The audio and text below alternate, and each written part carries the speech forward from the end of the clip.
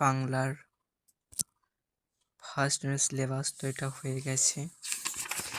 তো এবার second unit test তোমরা দেখে নাও।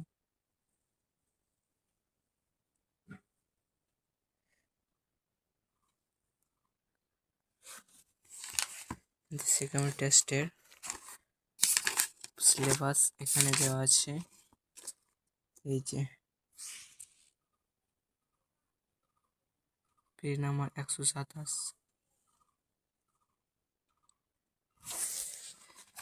তার মধ্যে আমাদের একটা গল্প যে বহুরূপী।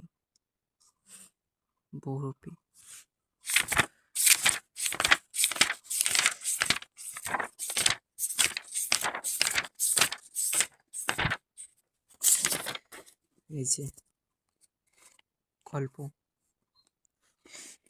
গল্পটা খুবই ভালো এবং সহজ সুন্দর। তোমরা এই বইটা কিনতে পারো, সম্রাট এক্সক্লুসিভ বাংলা বই। এতে সব আছে, ব্যাকরণ আছে, বাংলা অল কোশ্চেন্স। 2025 সালে 100% কমন এসছে, দেখতে পাচ্ছ তোমরা, এমসিকিউ, এসিকিউ এবং বড় প্রশ্ন উত্তর সহ। হ্যাঁ, আমি বেশি কিছু দেখাচ্ছি না।